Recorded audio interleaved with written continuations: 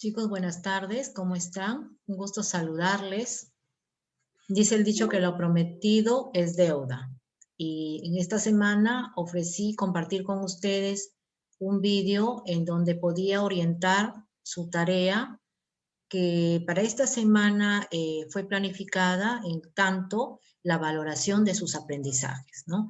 Entonces, como ustedes saben, esta semana, en la semana número 6, nosotros teníamos la tarea de revisar, ¿no? Solamente revisar las fuentes que con antelación se han ido compartiendo en la secuencia de trabajos que hemos venido desarrollando, ¿no? Desde que comenzamos. Entonces, vamos a ir por pautas siguiendo el desarrollo del trabajo semanal. Entonces, la sesión de esta semana tenía un objetivo. ¿Cuál era el objetivo? Era que de alguna forma analices, ¿no? Y argumentes uno de los acontecimientos más importantes que se desarrollan a fines del siglo XIX. Me refiero a la guerra con Chile. Pero como tú sabes, la guerra con Chile ha sido estudiada en dos etapas o dos campañas, la campaña naval y la campaña terrestre. Entonces, nosotros hemos iniciado a conocer los previos al estallido de la guerra, el estallido mismo de la guerra, y luego hemos también revisado la campaña naval y hemos iniciado la comprensión o el reconocimiento de algunas acciones, las principales, las más relevantes, de la campaña terrestre en el sur. Ahí nos hemos quedado. Entonces, proponemos que el título de la clase de esta semana sea el que estás mirando en la pantalla. ¿Qué razones justifican la derrota peruana entre 1879 y 1880 en la guerra con Chile? ¿No? A partir de este título, nosotros miramos qué estrategias vamos a contemplar para que tu trabajo sea exitoso y tus desempeños sean destacados. Entonces nosotros hemos seccionado la clase en dos momentos. El momento uno, que lo tenemos con la propuesta de la situación significativa que hemos traído a clases. Y el momento dos, que ya viene a ser la reunión que vas a tener, el acompañamiento que vas a tener con tus compañeros también y con de repente tu profesora para que puedas elaborar el análisis y luego lo puedas presentar, ¿no? En forma oral. Entonces hemos considerado que la técnica de Edward de Bono, llamada 6 sombreros para pensar, es una técnica apropiada para generar debate, para generar argumentación. Como tú lo estás mirando nuevamente en tu pantalla, esto ya lo hemos visto y también lo hemos compartido a través de nuestra plataforma. Entonces, el acontecimiento que nosotros vamos a revisar en esta semana, que tiene que ver con la Guerra del Pacífico desde los antecedentes, sus causas, el desarrollo, hasta la campaña del sur, ¿no? Y en este interín de tiempo vamos a ver que van a haber impactos o consecuencias y también estamos mirando la trascendencia. ¿Cuál es el propósito de aprendizaje que nos planteamos? Ya te lo había dicho, que analices y argumentes el contexto histórico ocurrido entre 1879 y 1880 en la Guerra del Pacífico, ¿no? Entonces nosotros vamos a ver que son habilidades del pensamiento que requieren un poquito de detenimiento, de seriedad para poderlas trabajar. Tú las haces muy bien, tú analizas muy bien y organizas ese análisis, lo presentas, lo evidencias en esquemas, ¿no? Como por ejemplo el diagrama del árbol, la cruz categorial, el cuadro PNI, entre otros que nosotros desde el año pasado hemos venido trabajando. Recuerda que el enfoque del área es el enfoque de la ciudadanía activa, que la didáctica desde el año pasado que estamos empleando tiene que ver con el aula invertida y que del aula invertida a veces tomamos la técnica de rutinas, ¿no? Rutinas del pensamiento cuando traemos fuentes variadas para que tú puedas generar de repente la activación de tus saberes previos u otros, ¿no? Entonces, seguimos en la explicación. Bueno, para la valoración de tus aprendizajes, como puedes mirar en la pantalla, estamos priorizando la competencia 1, la capacidad 3 de esta competencia y su respectivo desempeño. Pero a la vez también miramos el dominio del ser y del convivir. ¿Cuándo? Cuando te presentamos, por ejemplo, ¿no? La competencia 29 que tiene que ver con la autonomía, ¿no? Y buscamos que tú asumas un comportamiento responsable frente a la tarea. Y ya te lo he dicho en clase, que no requerimos que tú obligadamente lo hagas o que alguien te esté diciendo tienes que hacer, sino que tú de manera voluntaria, autónoma, ¿no? Tú lo vas a hacer. Y por otro lado también miramos la convivencia al interior de tu grupo, ¿no? Y eso es importante porque entre compañeros son una unidad y todos deben compartir y deben apoyar sus tareas. Aunque sea, como dicen, ¿no? Con un granito de arena, pero entre todos ir construyendo sus conocimientos. La temporalidad que estamos considerando, ya sabemos que es la temporalidad propuesta por el historiador tagneño Jorge Basadre Groma. Entonces estamos en el siglo XIX y como puedes ver ahí, resaltado de amarillo, tenemos el tiempo histórico que vamos a ver, que tiene que ver con la guerra del Pacífico o también llamada guerra con Chile, ¿no?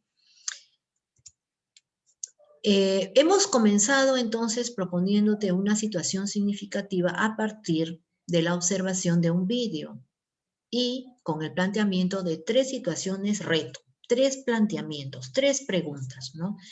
Y a propósito de este vídeo, como ves el título, dice Las guerras por el agua, la predicción que se hace realidad. Cuando tú miras el vídeo que propone esta ONG española, observas que este líquido elemento que es vital para la humanidad, puede ser motivo de conflicto, ya que en algunas zonas del mundo, sobre todo en el Asia, en algunas zonas del Asia como Irak, Líbano, Israel, está escaseando.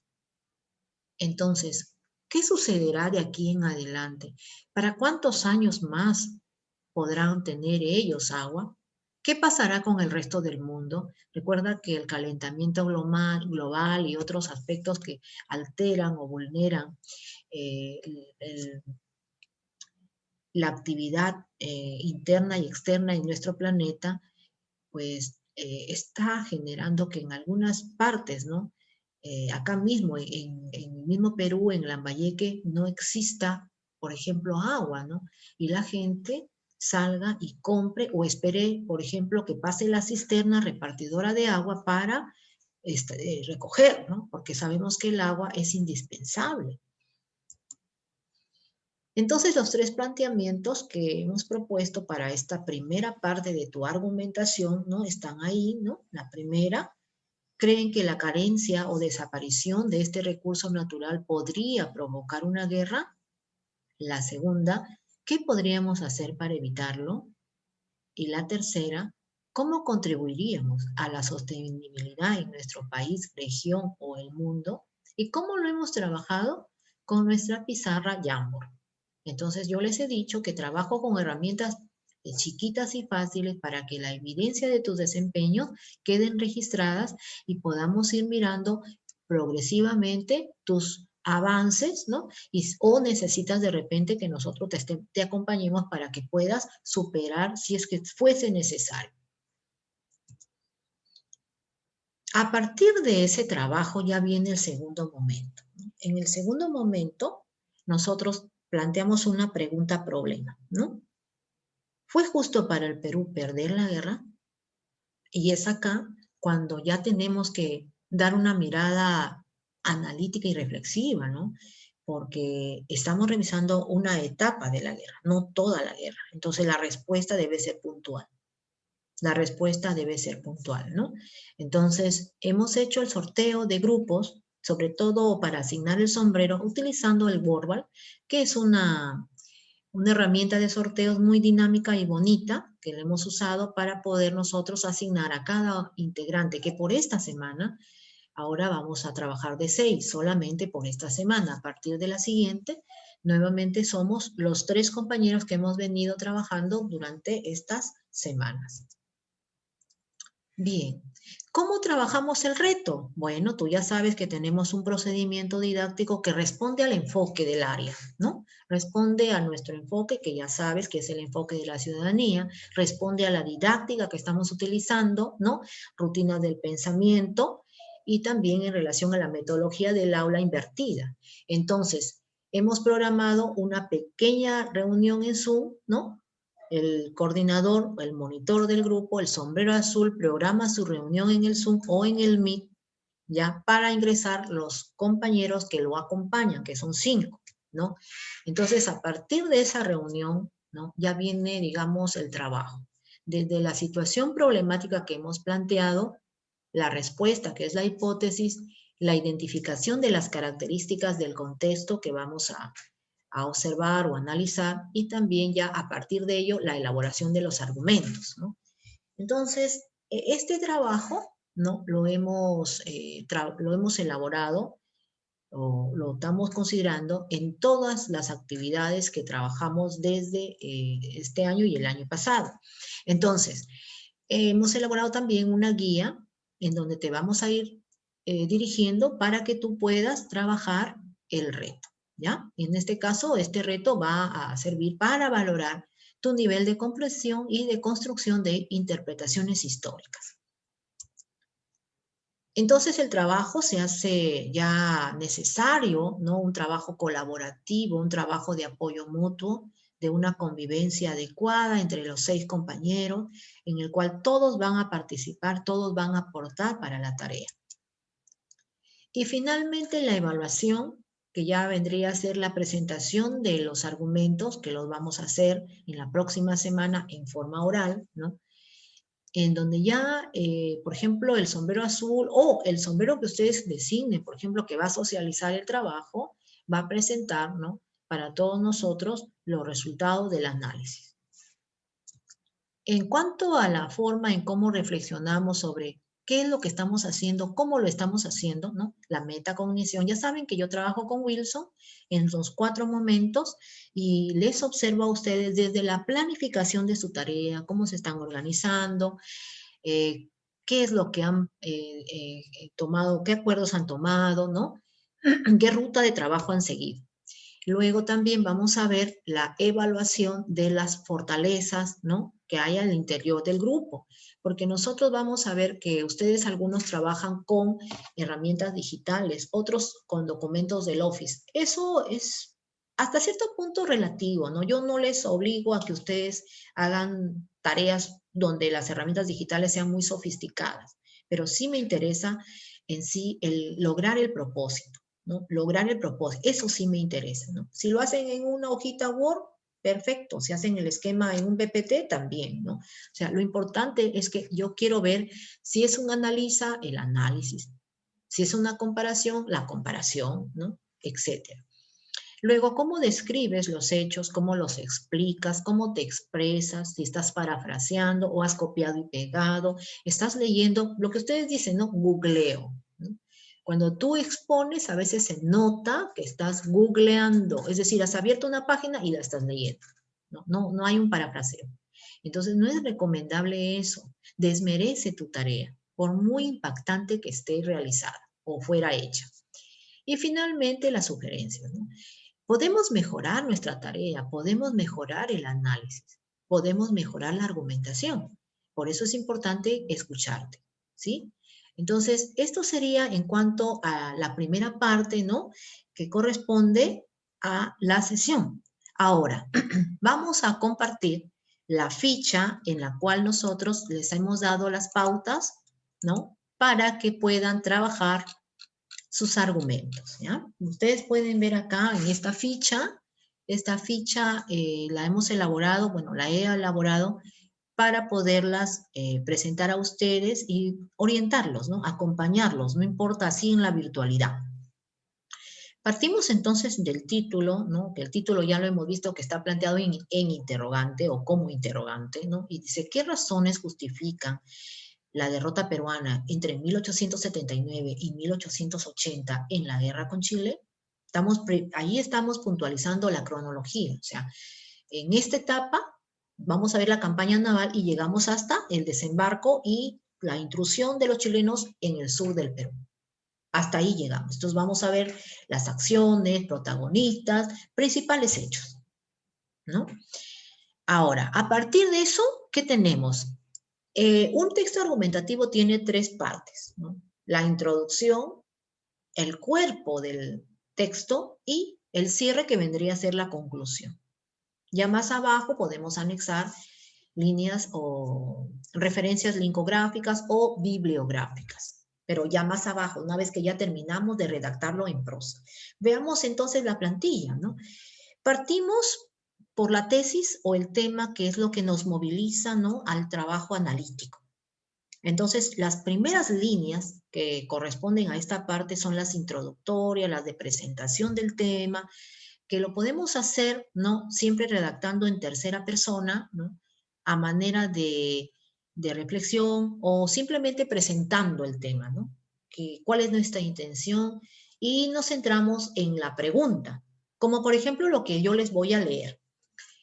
Al tratar de comprender las razones que explican uno de los principales procesos históricos ocurridos a finales del siglo XIX, como lo es la Guerra del Pacífico, es necesario aplicar categorías que nos permitan apreciar cambios y permanencias, pero también causalidad, encontrar los antecedentes, las causas y relacionar este acontecimiento frente al mundo. Aquí que estamos aplicando simultaneidad, ¿no? Entonces vamos a ver que mientras acá a fines del siglo XIX estaba sucediendo esta guerra, ¿no? ¿Qué estaba ocurriendo, por ejemplo, en Europa? Se estaba viviendo un desarrollo industrial importantísimo y habían algunas monarquías, ¿no?, algunos países que se habían empoderado económicamente por su alto desarrollo industrial, ¿no? Y este dato es importante, ¿ah? Este dato lo vamos a ver luego como importante en el siglo XX. ¿Por qué?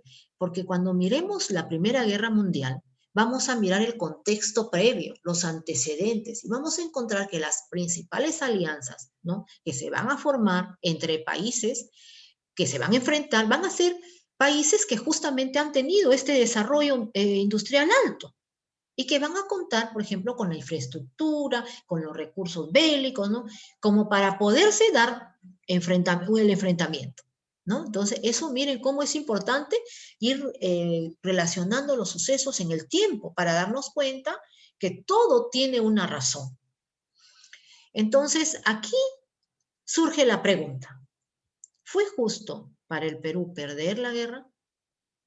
Entonces ahí tenemos el planteamiento del problema que acabamos de verlo en el PPT que les he presentado, ¿no? A partir de este problema ya nosotros conversamos, dialogamos para proponer nuestra hipótesis, para proponer una respuesta. Entonces esta respuesta se puede dar de manera objetiva, de manera concreta, ¿no? Y también le podemos agregar el elemento afectivo, subjetivo, ¿no? Entonces decimos así: ante tal cuestionamiento, me refiero a la pregunta, creemos que sí, la pérdida de la guerra era inminente por varias razones, entre las que podríamos mencionar la inestabilidad política, una inadecuada toma de decisiones por parte de algunos representantes del gobierno, ¿no?, relacionado con lo anterior, intereses personalistas y oportunismo, ¿no?, afán expansionista, etcétera. Nosotros vamos a ver que cuando queremos justificar un hecho, tenemos que ver las razones, el por qué.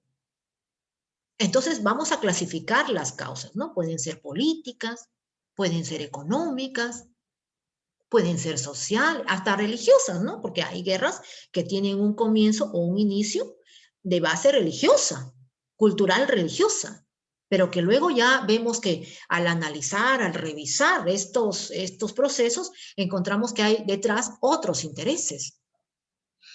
Entonces, el elemento subjetivo lo podemos insertar o agregar como un argumento también, pero más que todo reflexivo, ¿no? Porque, por ejemplo, podemos decir, somos conscientes que es importante valorar los hechos del pasado.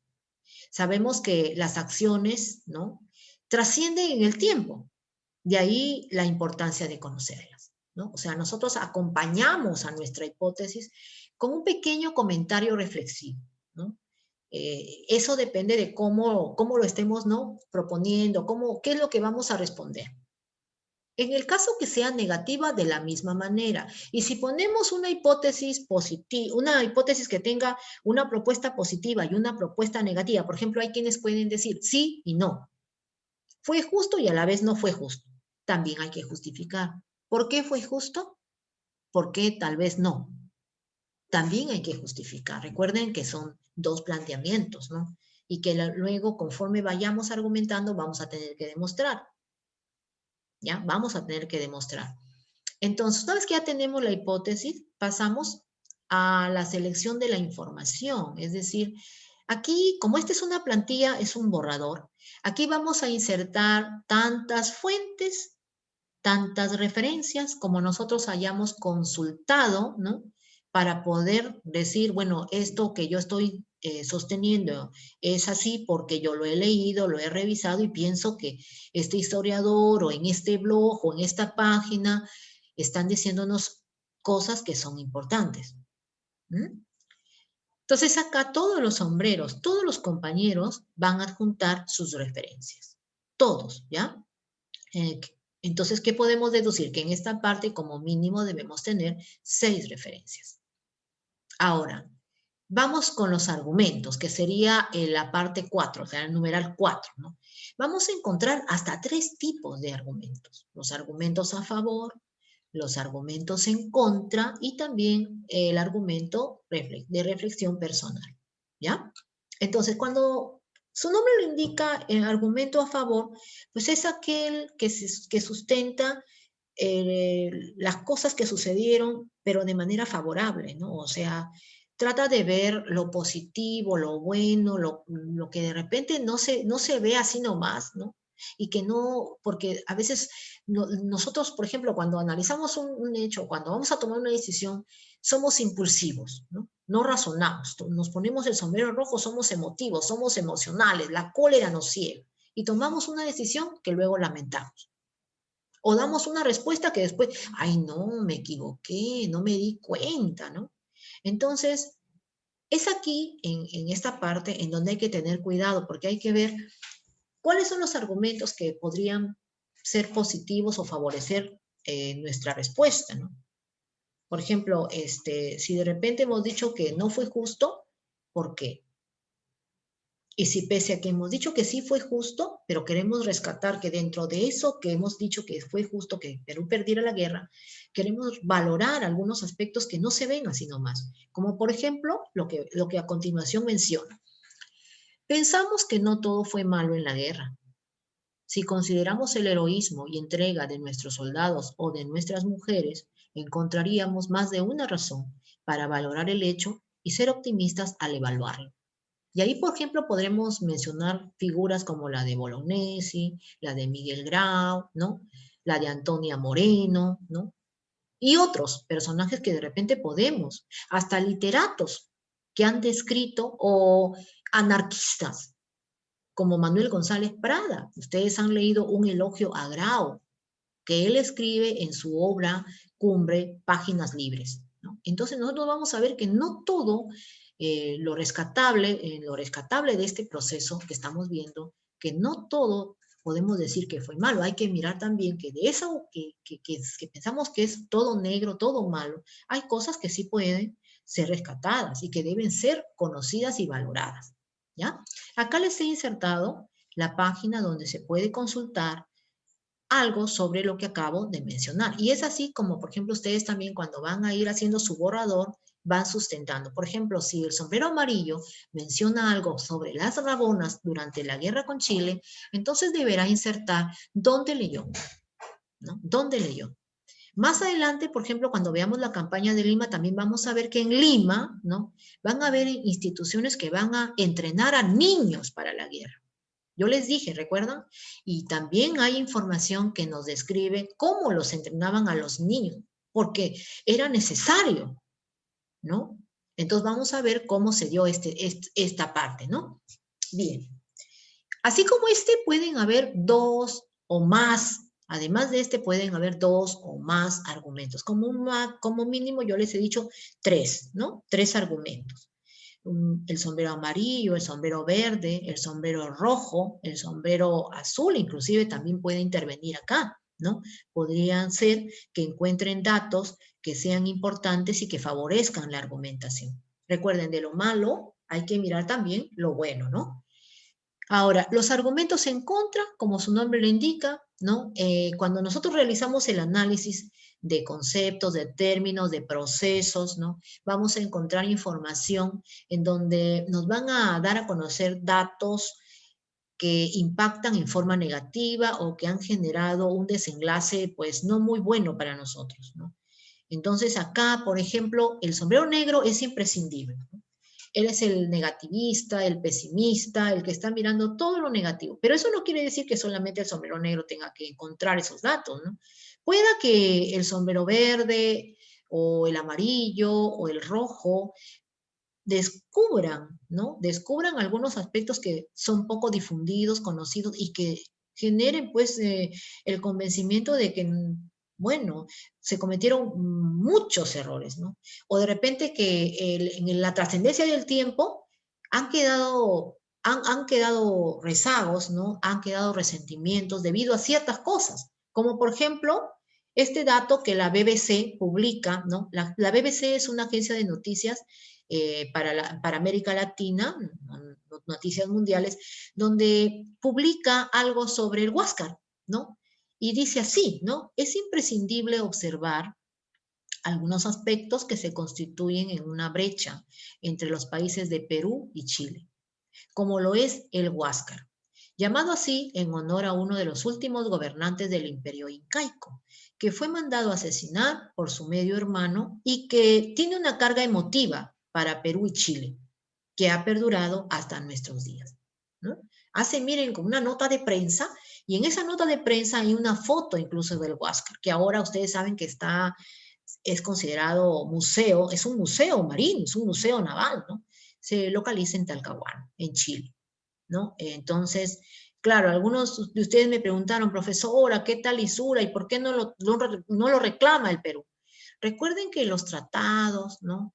O los pactos, todo documento que haya sido firmado, haya sido refrendado incluso por autoridades que han venido de otros lados para ser testigos como garantes, ¿no? Responden también a leyes internacionales, ¿no? Para eso existe el derecho internacional. No se pueden anular, porque la historia no se aprende, digamos, como la matemática o la química, y no hay leyes sociales que sean permanentes o fijas, son cambiantes, porque el tiempo es continuo, entonces tras un tiempo viene otro tiempo. Por ejemplo, ahora ya no hablamos de virreinato, pero hubo un tiempo en que hablábamos de virreinato. Ahora estamos hablando de república, ¿no? Entonces, durante la colonia, por ejemplo, el territorio del Perú se distribuía, ¿no? En intendencias, ¿no? En pueblos de indios. Entonces, los españoles, ¿no? Eh, nombraban a alguien para administrar las tierras y los recursos de las tierras. Entonces, la organización política virreinal, con sus autoridades acá, que tenían a la cabeza al virrey, ¿no? Tenían la única misión de controlar el trabajo del indio y obviamente los esclavos, que también fueron traídos para apoyar, ¿no? Porque supuestamente la raza negra era más fuerte, tenía mayor fortaleza, mayor virilidad, pues podían ellos trabajar más horas incluso en la explotación de los metales preciosos, ¿no? Entonces, miren, nosotros tenemos que ir relacionando lo que ya hemos ido aprendiendo, ¿no? Con lo que estamos aprendiendo, con lo que estamos conociendo, sobre todo más que, creo que más que aprender temáticamente, ¿no? Aprendemos reflexivamente, porque conocemos los hechos del pasado para valorar y reflexionar sobre ellos. ¿Mm? Entonces, este argumento en contra es uno que lo trae el sombrero verde porque es un dato curioso, pero a la vez negativo, ¿no? Porque genera en nosotros indignación. Pero otros sombreros, el sombrero amarillo, a pesar que es optimista, miren el sombrero amarillo, pero sin embargo puede encontrar por ahí un dato, ¿no? Que se dé más o se la dé más para el lado negativo que positivo, ¿no? Entonces de repente lo puede traer para contribuir en la construcción de la tarea, ¿ya? Entonces, una vez que ya tenemos estos argumentos, ya hasta ahí ya tendríamos unos 6, ¿no? 3 en los de a favor, 3 en los de en contra, ya tenemos 6, ¿no?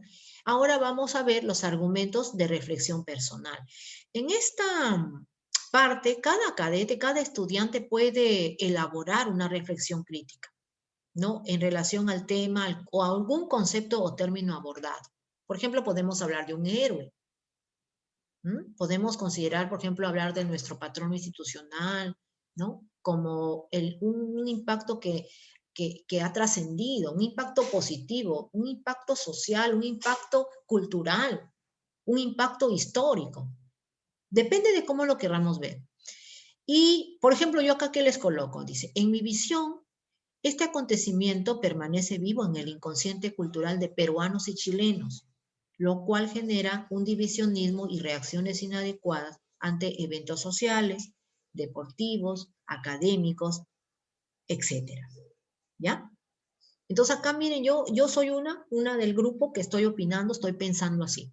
Pero además tengo 5 compañeros, 5 más van a opinar, ¿no? Y ahí vamos anotando. Recuerden, este es un borrador, porque luego ese borrador ya se va a convertir en el producto ya acabado, elaborado, y va a tener que ser redactado en prosa, ¿no? Lo vamos a digitalizar en Word, ¿no? Y luego ya lo vamos a presentar, lo vamos a socializar. Muy bien. Acá ya tenemos, miren, teníamos 6, más 6 ya tenemos 12. Ahora llegamos hacia el cierre del trabajo, al final del trabajo. Estamos llegando a la conclusión. Entonces, acá en la conclusión lo vamos a hacer de manera general, pero aportando entre todos. Entre todos construimos. Podemos tener una idea base. A partir de esa idea base, vamos incrementando. Conforme ya hemos ido planteando nuestros argumentos, pueden volver de repente a retocarlos, ¿no? De repente alguien dice, pero como hemos visto que las guerras en el pasado fueron por los recursos naturales, como el caso, por ejemplo, de primero el tema del salitre, luego el petróleo, ¿no? Posiblemente se dé una guerra por el agua. Ahora, por ejemplo, estamos mirando este tema y llegamos a la siguiente conclusión, ¿no? Que el impacto que genera una guerra puede alterar la vida de las personas, ¿no? A nivel político, a nivel económico, a nivel ambiental.